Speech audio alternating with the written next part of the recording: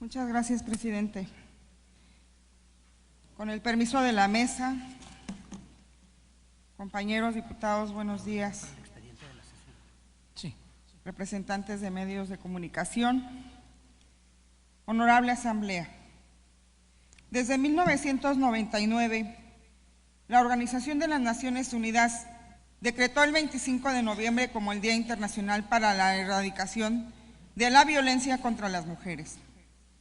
Pero posteriormente se destinó una jornada de 16 días, desde el 25 de noviembre al 10 de diciembre, Día de los Derechos Humanos, para visibilizar la llamada pandemia de violencia contra las mujeres. En muchos países de América Latina, los días 25 de noviembre ya se conmemoraban desde 1981 en honor a las hermanas Mirabal, Patria, Minerva y María Teresa, mujeres valientes de República Dominicana, opositoras al dictador Leónidas Trujillo, quien ordenó asesinarlas, lo cual se consuma el 25 de noviembre de 1960. Conocido como el Día Naranja, el Día Internacional para la Erradicación de la Violencia se establece con el objetivo de promover acciones para erradicar la violencia contra las mujeres y niñas. Actualmente, sabemos que este compromiso requiere acciones constantes ante un problema que no cede, por el contrario, se incrementa. En este 2020, en tiempos de pandemia, de confinamiento y medidas restrictivas a la movilidad, donde las condiciones domésticas propician situaciones de riesgo, es prioritario abordar desde todos los ámbitos los riesgos para mujeres y niñas. La situación actual impone nuevos desafíos y se dificultan las acciones colectivas, pero no impide abordarlas. Desde nuestra responsabilidad nos hemos ocupado de ello. Actualmente en la página del Congreso se publica una guía elaborada por la Asociación de Abogadas Violeta que adaptamos para Baja California Sur y que aprobamos en sesión pública para abordar las situaciones de violencia en tiempos de COVID. Pero sabemos que debemos hacer mucho más en todas las instancias ante esto.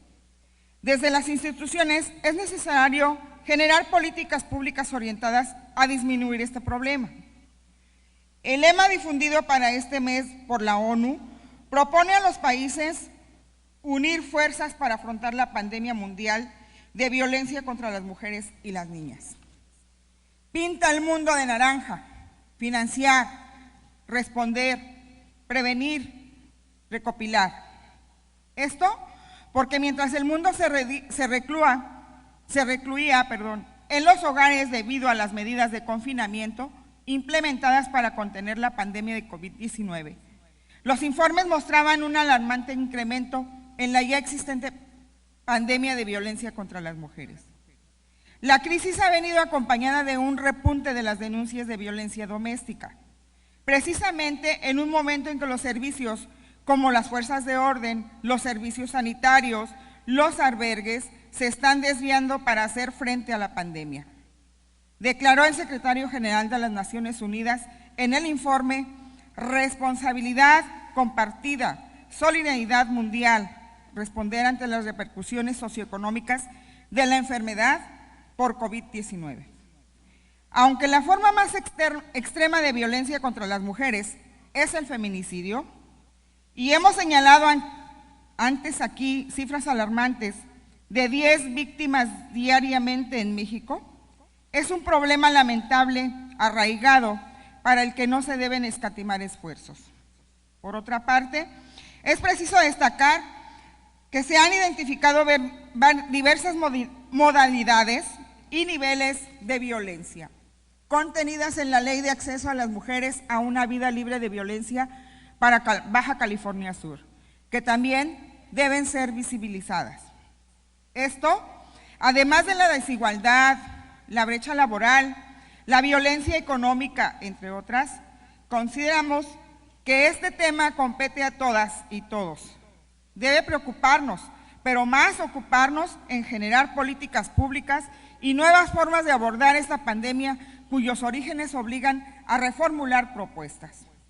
Recientemente, aprobamos aquí la modificación de la ley para tipificar la violencia política contra las mujeres y trabajamos en la armonización del marco jurídico estatal para incorporar las modificaciones necesarias a partir del decreto publicado el 13 de abril.